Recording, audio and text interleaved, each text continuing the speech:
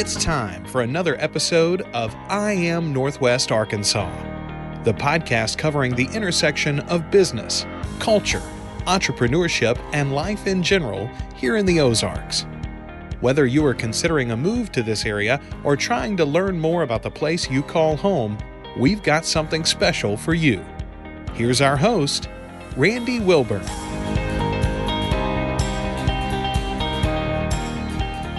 Hey folks, and welcome back to another episode of I Am Northwest Arkansas. I'm your host, Randy Wilburn, and I'm excited to be with you as always. Man, we have got a great episode in store for you. I tell you this all the time. I have individuals that reach out to me that say, hey, I know you talk to a lot of really cool people. You should have, and then they, fill in the blank name on the podcast. And so I would say about 99% of the time, depending on who's making the referral, I say, yes, absolutely. I'd love to have them on.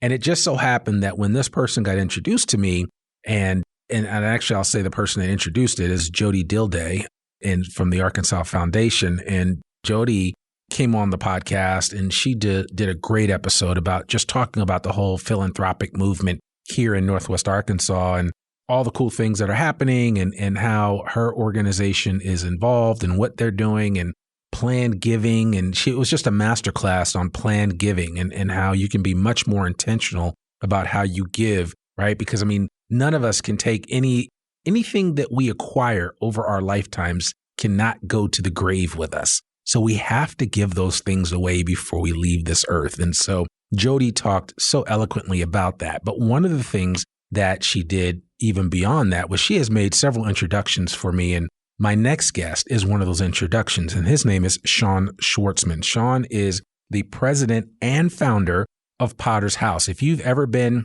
in Fayetteville, coming down College Avenue towards downtown Fayetteville, and you're kind of up like right past Rolling Hills, and you look to your right and you see there's an auto place store, and then right beyond that, there's in big red letters, it says, I think they're red letters, they say Potter's House. And I always wondered what that was. And so it's like Fayetteville's and Northwest Arkansas's own local version of Goodwill, but it's so much more than that. But just to kind of give you an idea. And so I always said, I got to find out what that thrift store is about. My wife shops there from time to time. I know my kids have gone in there and thrifted, as the cool kids like to say.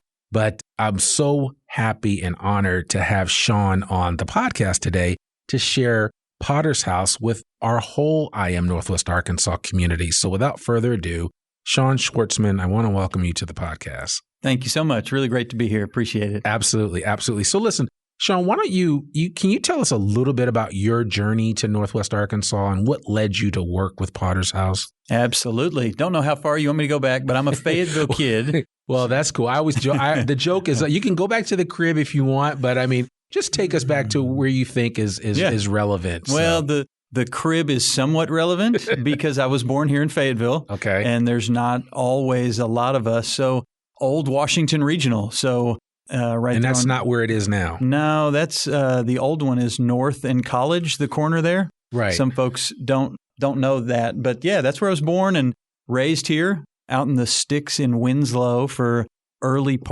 years of my life. And then Fayetteville from elementary school and Washington Wildcats and then Woodland and then the high school. How about that? So I say that as a big part of my journey because I really do think it's important for those of us who've been around Fayetteville a long time and know Fayetteville, love Northwest Arkansas. And that's me. I met my wife in junior high school. We were at Woodland together. And then I'm a graduate of Fayetteville High School of 96. She's 95. And so, yeah, a little bit older lady, but that's a part of my story. It's a part of our story. It's a part of what really has molded our lives into this community. And what we would say is kind of a part of what brought us to Potter's House or what brought Potter's House to be. So grew up, wonderful parents, wonderful family, have two brothers. And like I say, grew up in Fayetteville with my mom's a teacher. My dad was a carpenter, a builder, and just had a great upbringing and experiencing a lot of wonderful things that Fayetteville has to offer. And so got to post high school and My wife was doing her master's degree in teaching. She was at Jefferson Elementary School, and I was just in Fayetteville. I was kind of in between some things. I had gone to 2 years of college, and then I had recently started a relationship with Jesus and started following after kind of his plans and things. And she's doing her master's degree down there. I'm in between things, trying to seek direction for my life. And we meet this 12-year-old girl, and we meet her family. And that's where our lives were changed. That's where Potter's House began, and really kind of went from there. Wow. So Potter's House wasn't part of the grand plan for you when you were growing up. Had no idea. Yeah. People, even now, 26 years later, I mean, I just talked to somebody this morning, and they were like, man, Potter's House is doing great things. Yeah, you must be so excited. And I said, yeah, we had no idea. So definitely not the grand plan. And we continue still to just kind of walk in step and see what the next part is. But yeah, we had no idea what we were doing. Okay. And kind of still don't a little bit. It's all good. It's all good. I mean, I think that's kind of the beauty, especially if you're running your own business or you're out there trying to make things happen. I think in this grand scheme of life, a lot of times we don't have all of the plans laid out perfectly, right? And I think the biggest thing is that we have to just take a step forward. And each time you take a step forward, then you're kind of met with an opportunity to continue to enhance or, impact that step. And so I think it certainly is important. Can you kind of give our audience kind of an understanding of it, just a small commercial for Potter's House and understand what it is? It's more than just a thrift store. Absolutely. And, when you described in your opening who we are, I think that is, for the majority of people who think of Potter's House, how you described it is what they would say. It's this big building in Fayetteville that has these big red letters, and the parking lot stays full all the time. Well, that's Potter's House. Yeah. And that is a part of Potter's House, but Potter's House is way beyond that.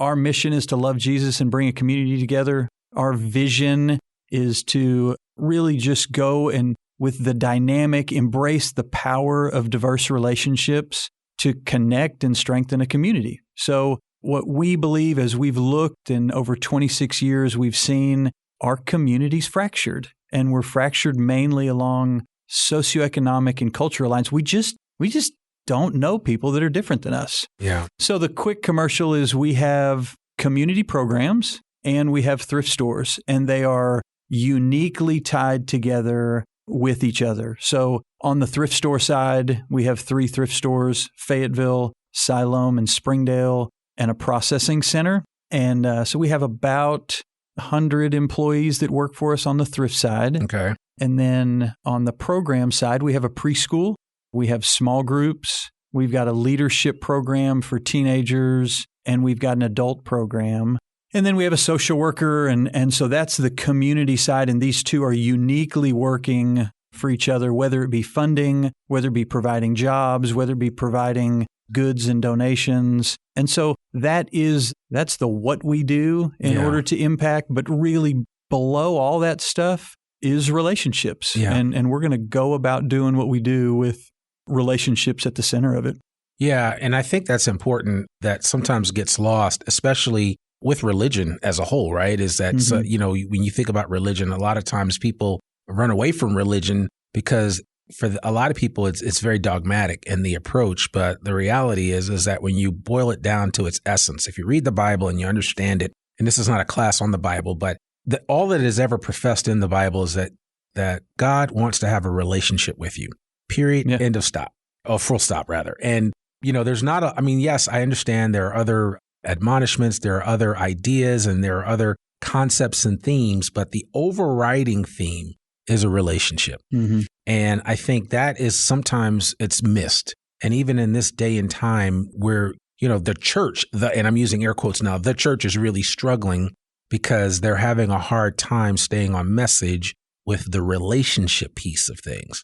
But in a parachurch organization like Potter's House, you guys are operating at a high degree with the foundation being relationships first, relationships second, and relationships last. Good word. And so, it's the idea that that's what it's all about. Yep. We're not looking at you through a red lens or a blue lens, or, there's no partisan divide. There's just people. Absolutely. Yeah, we talk a lot about, sometimes you'll see groups that are faith-based and may lean towards, hey, we're just talking about Jesus, we're just reading the Bible, or we see other groups that maybe they aren't, and we're just, quote unquote, doing good. Right. And within Potter's House, from the beginning, it's always been really central to us that we're going to do both of those things. I mean, and it's been a part of how we've progressed of, man, we've got neighbors that are getting to school or getting to high school. They're not able to read. That should break our hearts. Right. We've got friends and neighbors that don't have good places to live, don't have good friendships, don't have hope for the future. And those should be things that, one, that we know about, two, that we're actively engaged in trying to rectify those situations. Yeah, absolutely. And it's so, I walk around and I don't know how you feel about this, Shawn, but I have this question that's always in the back of my mind. Am I my brother's keeper? Mm-hmm. Yeah, that's a great question. You know what I'm saying? And it's like, and I have to actually ask that question of myself. I mean, this is just Randy talking now, that, in life, we go through these moments and times where you have to kind of catch yourself because you say, am I my brother's keeper? It's like, I don't, sometimes we get so consumed with what we need versus what our fellow person needs. Yeah. Right? Yeah. Man or woman, it doesn't matter, young or old, youth or a senior citizen. The reality is that, and I say this, I sometimes say it flippantly, but I say it does take a village, and it's incumbent upon us to all be part of that village.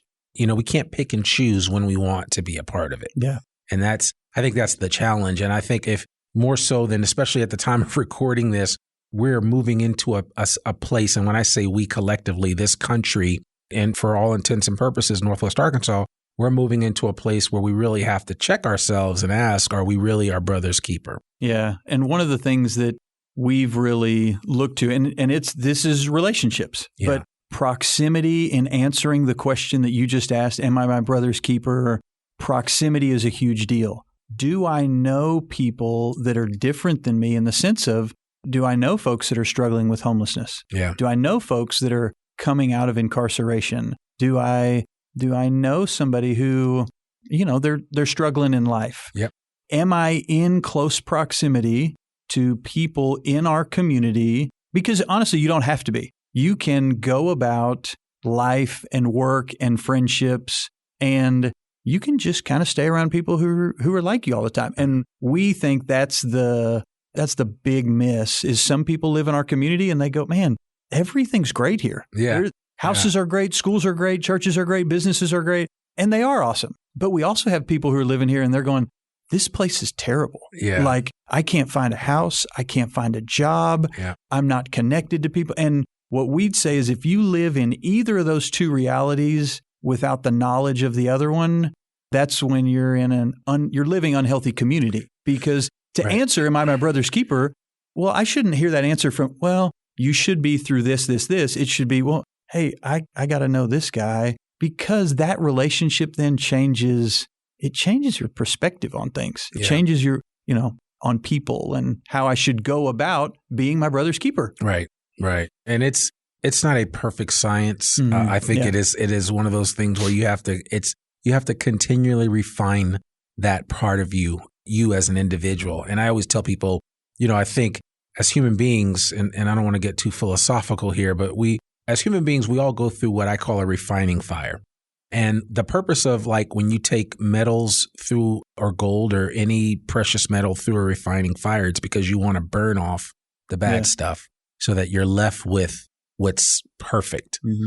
And even as human beings, we all have to go through that moment, right? And I don't know why I've thought about that, but I just think that for a lot of us listening to this podcast, you might be struggling in that area where you're like, well, why do I have to step up to the plate and do this? And I say, just quite frankly, it's part of the process.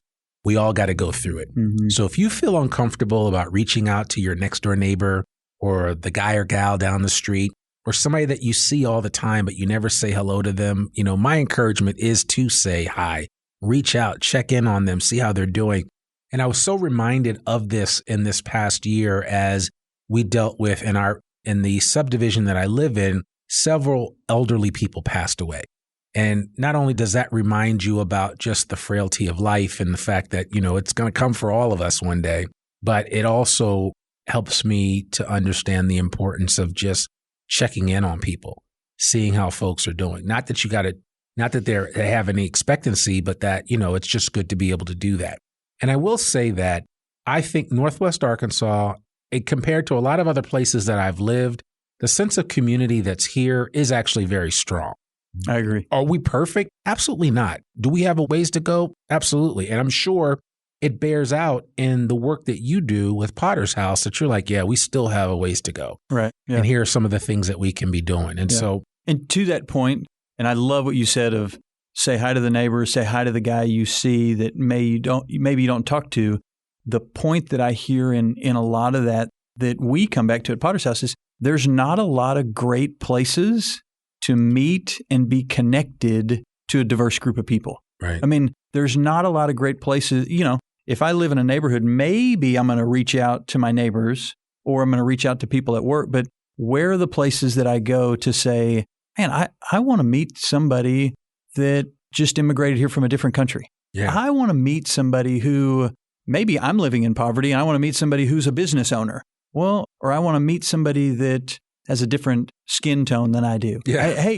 I want a broad perspective. Yeah. Where do I go to do that isn't weird and I'm knocking on somebody's door? And so Potter's House and we partner with other groups, but we're one of those places that people drop in and people pour their lives in because they say, I want to get connected to the community. I want to build healthy long-term relationships, whether it be at a preschool, at a thrift store, or an adult program to connect with people. Yeah. And that's a perfect segue to kind of share with us, kind of introduce us to the programs of Potter's House. We understand the thrift store piece. And does that thrift store operate kind of like, as people look, when people think of thrift stores, they obviously always think of Goodwill. Mm-hmm. That's just the way that's the default. Yeah. Does your thrift store kind of operate like a Goodwill in that sense? Or is there something about Potter's House that would be different from a Goodwill in terms of the experience that someone walking into your facility, whether here in Fayetteville, in Siloam, or in Springdale, experience? Yeah, part of the way that we operate the same is we're a thrift store. So we're taking donations, we're processing those things, and then we're selling them at a reduced rate. A big differentiator for us is it's local. It feels like family of when you walk into the store, from the employees, our people are in the community engaged. And another differentiator is the thrift store is funding 75% of our organization. And so you take this thrift store, and again, I'll start there and then go to the programs because the thrift store model is it's unbelievable. We take people's old stuff, a t-shirt, a couch, dishes, and then we hire people to process and sell those things. We sell them at a reduced rate to the point that I hear all the time, hey, I got this unbelievable shirt for $3. I mean, so people are getting them at a reduced rate. We give away about $60,000 plus in vouchers to area schools and organizations. And then after all of that, we take the profits and they fund, again, 75% of our organization. Wow. And as an added bonus, all these things are staying out of the landfill. It's going from one person who doesn't want it anymore. We're a middle person that helps find the home. So it's just the thrift store model is great. And then it funds, our programs, again, like I said, they're all built around connecting our community to each other. So we've got a preschool that has about 40 to 45 kiddos that are from 6 months up to 5 years old. And it is an absolutely magical place. We have a few staff members who are unbelievable people. And then we have volunteers and a couple paid teachers. And the preschool really exists for a couple things. It exists to pour in the love of Jesus. Mm-hmm. It exists to help kids be prepared socially, emotionally, academically for kindergarten. what we saw years ago in our community was that kids were getting to kindergarten and they were already drastically behind, maybe academically or maybe emotionally. And the statistics say if you get to third grade and you're not on reading level, you never catch back up. Yeah. And so we were seeing that within our community. And we had a volunteer who was seeing it, and she said, hey, we got to do something here. Again, that's what we think it should be. My brother's keeper. Oh, I'm seeing a need. Okay, great. Let's make this thing happen. Right. And so the preschool is a wonderful way. Kids come, they love it. Kids are getting connected to each other. And we got kids across the board socioeconomically and culturally. And so it's a really, really diverse, sweet place. So that's the preschool. And then small groups are kindergarten through 12th grade groups. We've got about 100 or so kids in there. And those groups meet once a week and they connect with each other, do some kind of study, Bible study, character study. And then from that, they're getting connected to one another and to the leaders in their group. And then we have a leadership program that our 5th through 12th graders are connecting to each other, getting poured into with leadership and character, and they'll work at our thrift store. They'll do lots of service projects. They're really, we're watching as kids become unbelievable leaders in our community. Yeah. And then we got an adult program that brings together about 75 to 100 adults that we have a meal together, and then we have small groups and specific, book clubs, exercise groups, lunch clubs, affinity-based things that are going to bring together a broad group of people. And so those are the program sides. So again, when people say, oh, it's Potter's House, yes, it's a thrift store, we go totally more than a thrift store. Yeah, absolutely. And so we're about to have a Christmas party coming up with everybody who's involved, and there'll be about 850 people there. Wow. So that's the magnitude of whether it be volunteers or participants of the people that are involved in what we're doing. So, and I know you mentioned about some of the small groups. You were even mentioning some of the young people that participate in these small groups. Have you seen some of these young people grow up in your program? And what's that like? And what kind of impact has that made for the young people that you've had? Yeah, it's really, really neat to watch. We've had some kids that have gone from our preschool all the way up and graduated high school out of our small groups, out of our leadership program, and they're world changers.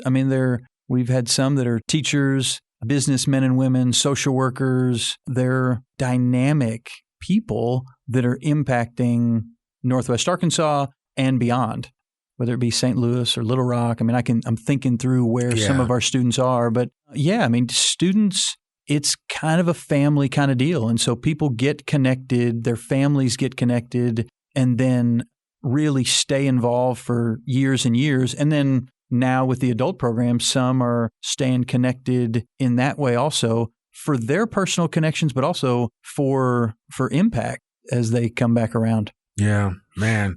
It sounds like you guys are super busy. Yeah, there's a lot going on always, which is totally great. Yeah. So, well, I love hearing that. And not to be outdone, but you recently acquired the old Jefferson Elementary School, which you said you went to.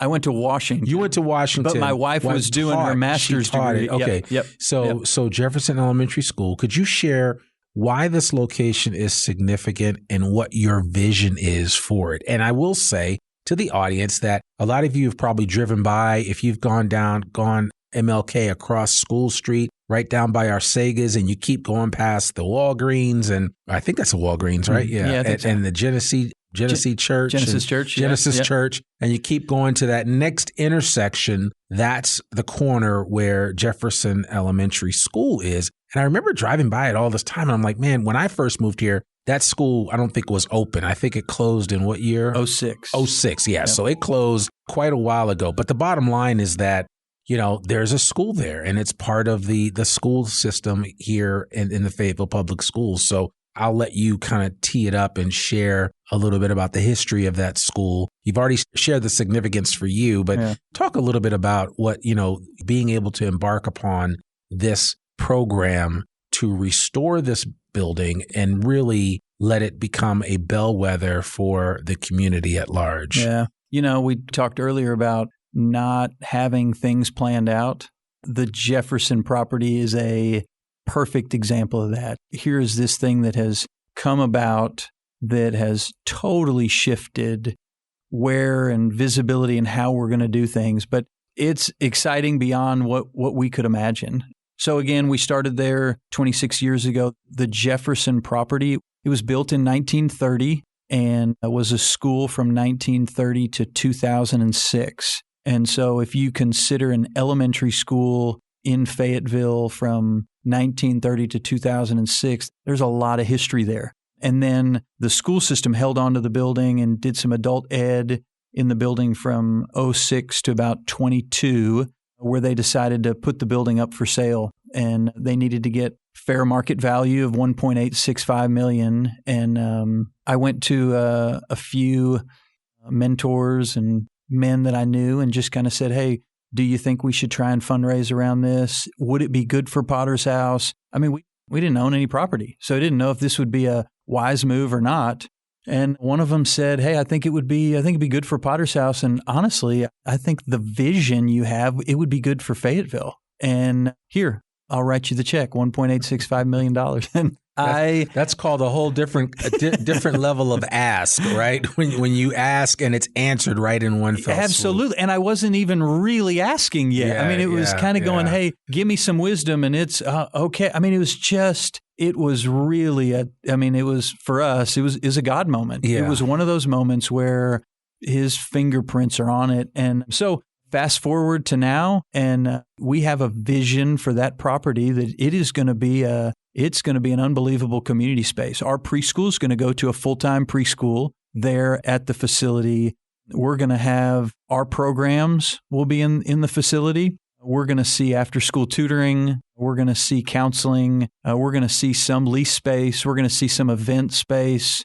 The cafeteria, it was a beautiful thing originally, and it's still awesome, but it's got a little bit of that cafeteria feel to it now, and it's going to be restored back to its original glory with 2-story windows and the original brick in there. I mean, it's going to be a dynamic property that's not only preserved, but we're calling the project Jefferson Renewed because we're not doing anything new in the building, but we're renewing what was going on there and the things that happened there around community. We've heard so many stories from community members that Jefferson property was the center of the community. It was a place that family reunions happened.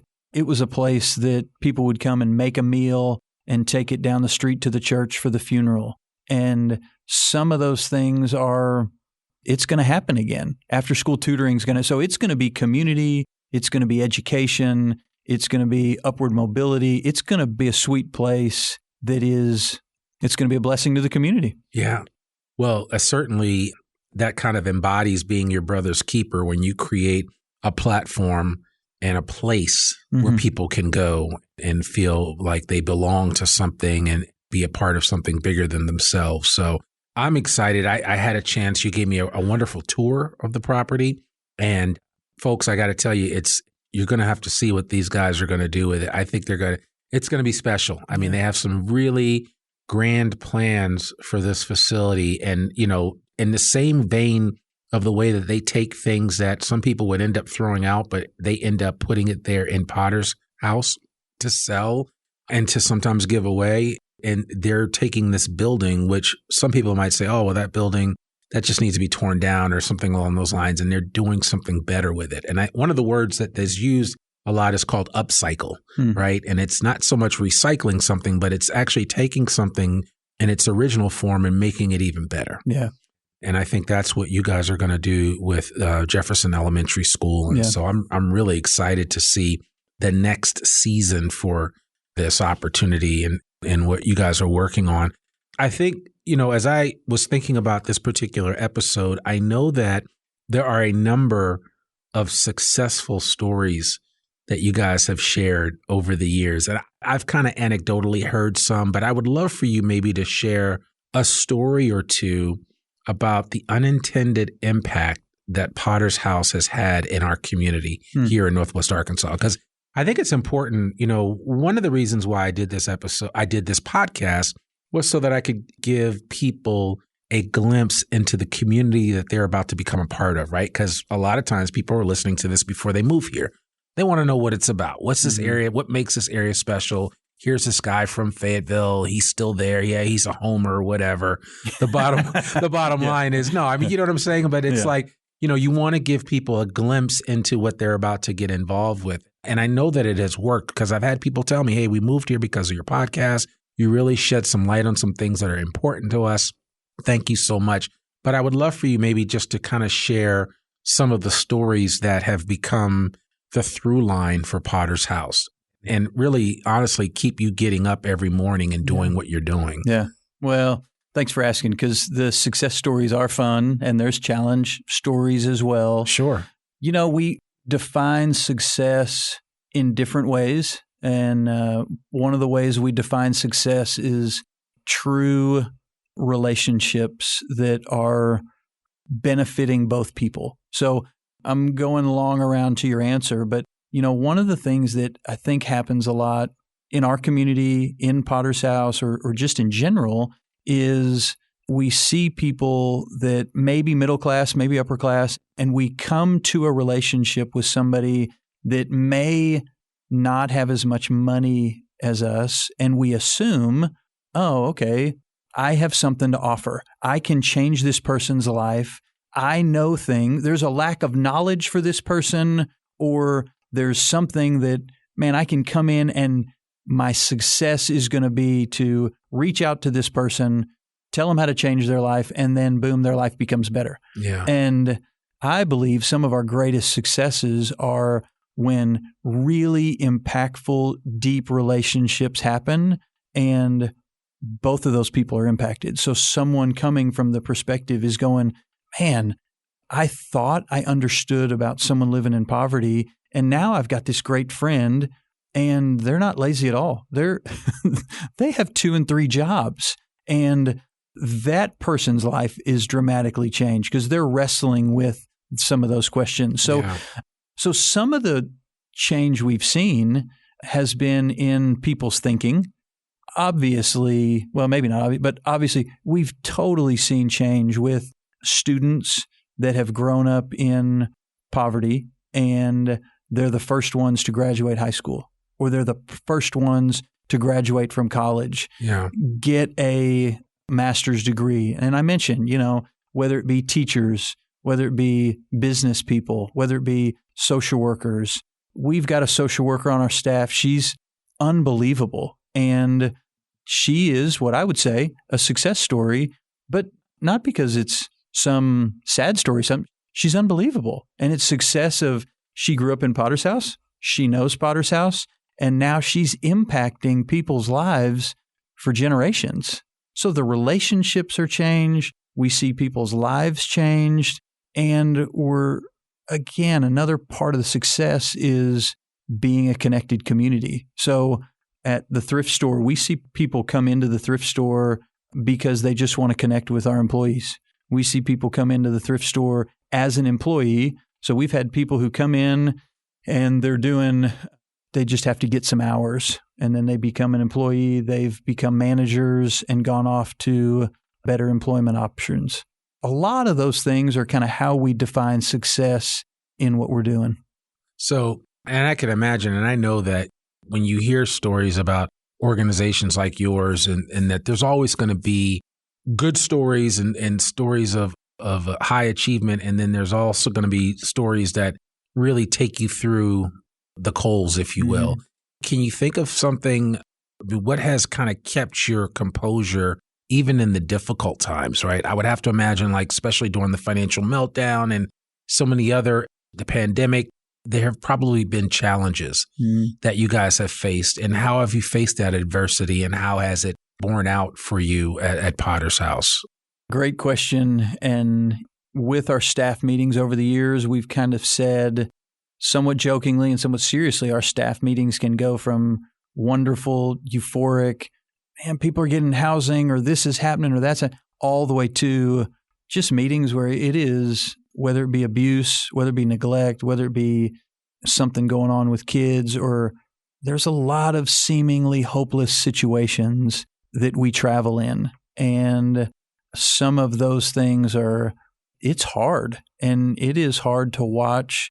It's hard to watch those or hear those, whether it be from a distance on TV or something. Yeah. It's a whole nother level when it's your friends. It's right in your face. It's right in your face. Yeah. And so we've seen a lot of that. We've seen a lot of some of our friends pass away that young teenagers who've been murdered there's a level of violence that has happened that we've seen that, again, I don't think some people around here have any knowledge of, or maybe they have knowledge from read about it on the news or heard about it. But it's another thing that, and I know that family. I know what's going on there. And how we navigate through that, it is, we're connected to each other. We find a lot of confidence in Jesus and his persistence with us. But yes, some of those challenges are the things that can drop the mood pretty low. Yeah. And then there's challengings that are different. A challenge of, man, we've got a group of people that say, hey, I want to pop in and I just want to come and change this community and I can fix it. And we're going, that's a challenge. We want to try and help communicate with that person. We all have stuff to work on. And so come into this relationship and be open to learn, be open to listen, and get involved in that way. And then we're a nonprofit. There's challenges financially of raising funds and seeing those things kind of happen. So it's been 26 years, which is awesome, which is a long time. It's changed my wife and I's life for the better. Yeah. We look around and we think through former students, we think through families, we think through how our family's been dramatically changed. We think through the challenge, and it's been a great road. It's been a hard road, and we have no idea what's coming. Yeah. But it's been neat. Listening to you say that, that's actually my next question is where do you see Potter's House in the next 5 to 10 years? That would put you in the next 10 years. That would be 36 years, which I'm sure somebody's going to have to pinch you because I'm sure you probably didn't think it was going to be like that. No. We were standing in a room a couple years ago and we were celebrating 25 years and there was probably 750, 800 people in the room and former small group leader. He'd been there since early days. And we got done and he came up and he goes, man, you never could have imagined. And that's absolutely the case. Never could have imagined what was in store for us. So my easy answer to you, and I'll try and get a little more specific. My easy answer is I have no idea what happens in the next 5, 10 years. We got a strategic plan that is exactly what we want to see in the next 5 to 10 years, but that plan is open for movement. You know what I see? I see our thrift stores growing. We love the thrift store model. We want to hire more people. We want to be able to impact more through the stores. We see our programs growing. Really big changes. We see the Jefferson property coming online and that being a whole nother level of impact into the community. 1, with its visibility. 2, with its collaborative work. We're going to have collaboration with Genesis, with the Yvonne Center, with Seven Hills. That's one of the things that we never saw coming. Last year, Seven Hills reached out to us when we got cold snap of 9 days where it didn't get above freezing. And they said, hey, do you have any space? Because we're at capacity. We said, well, come over, check out the facility, tell us what you think. They walked into the cafeteria and they're like, this is unbelievable. So at that, then for the next 9 days, we had about 75 to 100 folks experiencing homelessness there. Well, we didn't see that coming.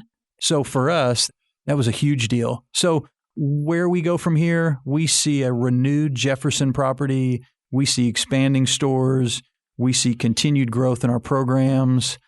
We see a connected and a changed community. Yeah. So you're not opposed to having a Potter's House in Rogers or Bentonville or Bella Vista or Eureka Springs?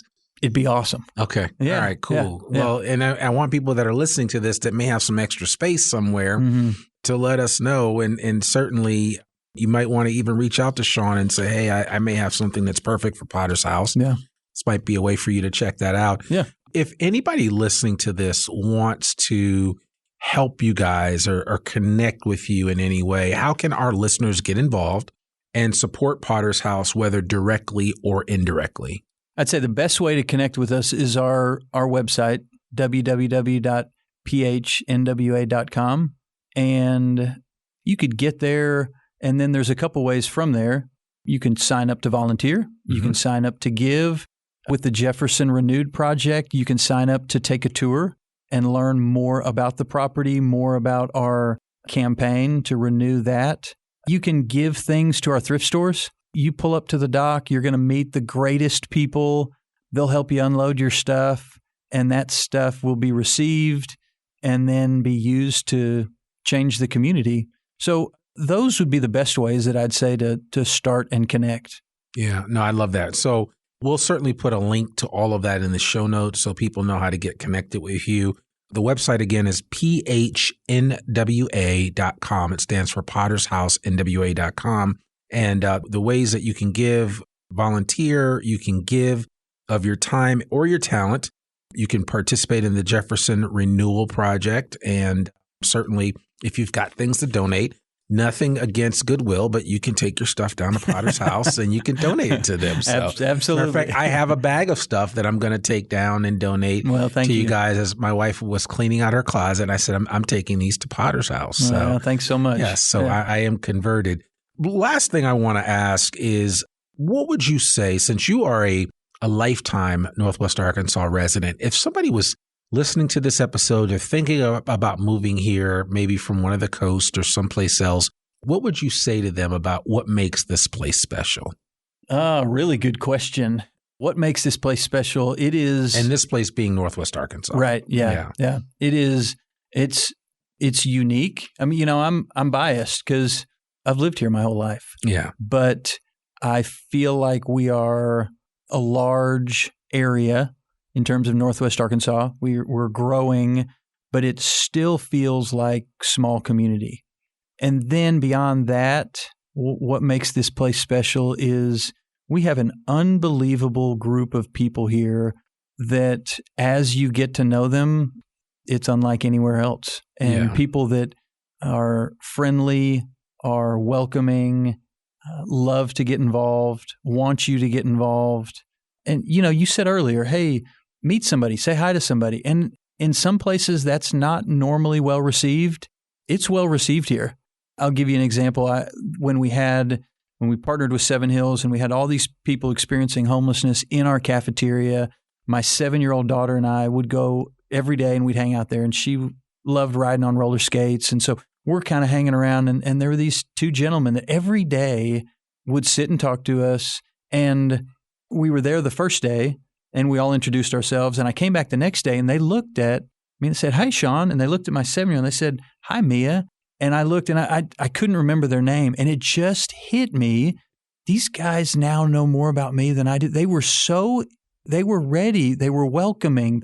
And so the ability to connect and deeply connect with people in our community, you can do that here. And, I think there's wonderful places to live. I think Northwest Arkansas is just about as good as it gets. Yeah, no, I agree wholeheartedly on that because I feel like, people are special here. And I know that people are like, oh, people say that everywhere. Mm-hmm. And like I said, I have a different perspective because I've lived a lot of different places and I'm fighting for Northwest Arkansas because to me, it's like the best kept secret.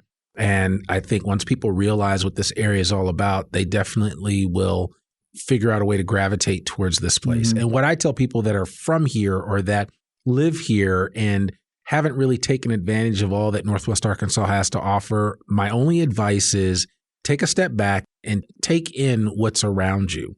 Because I think when you do that, and sometimes we have to put our phones down to be able to do that. I mean, and I'm preaching to myself here with that. I mean, I'm not talking to anybody else, but when we do that, we realize that this is a very special area, a very special place. It's a part of the country that I don't think a lot of people register with. But I also think that there's a reason why we now carry the moniker the Heartland.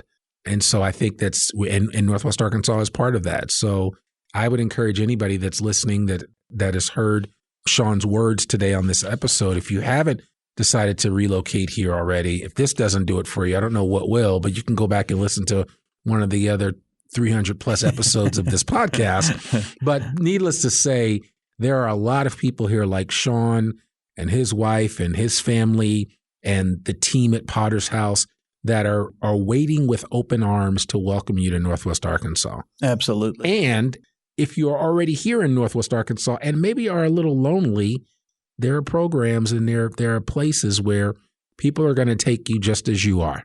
You don't have to come in any certain way. They'll take you just as you are and will embrace you. And as I always like to say, love up on you in a respectful way and just kind of be my brother's keeper. Absolutely. Good word. Yeah. Thank you so much. I appreciate that. I'm going to end it with that. So Shawn, thank you so much for taking time out of your busy schedule. Shawn, again, is the president and founder of Potter's House. They have locations in Fayetteville, Siloam, and Springdale. You can check them out at www.phnwa.com. And you can check out our show notes at iamnorthwestarkansas.com to get more information about how you can connect with them, how you can get involved, how you can maybe be a part of one of their small groups, how maybe you can register your child for their pre-K. There's all kinds of opportunities and ways to get involved with what they're doing. And I would highly encourage you, if you were going to sow into good soil, this is good soil. So I would encourage you to think about that. So that's all we have. But Shawn, thank you so much for joining us today. Thanks so much for having me. This is really fun. Thank you. Good. I'm glad you enjoyed that. So, all right, folks. Well, there you have it. Another episode of the I Am Northwest Arkansas podcast. To learn more about us or to read or download the show notes from today's episode, visit iamnorthwestarkansas.com. You can listen to this podcast. You can sign up for our free newsletter to keep up with us and all things NWA. Make sure you sign up today. You can also subscribe to the I Am Northwest Arkansas podcast wherever you listen to it. Spotify, Apple, YouTube, it doesn't matter. And then please, please, please consider rating and reviewing us on Apple Podcasts. We just love the reviews and ratings at Apple Podcasts. We really appreciate everybody over the years that has taken time to just give us a nod and a shout out for the work that we've been doing with this podcast. And just remember that our podcast comes out every Monday, rain or shine. I'm your host, Randy Wilburn, and we'll see you back here next week for another new episode of the I Am Northwest Arkansas podcast. Peace. We hope you enjoyed this episode of I Am Northwest Arkansas. Check us out each and every week, available anywhere that great podcasts can be found. For show notes or more information on becoming a guest, visit iamnorthwestarkansas.com. We'll see you next week on I Am Northwest Arkansas.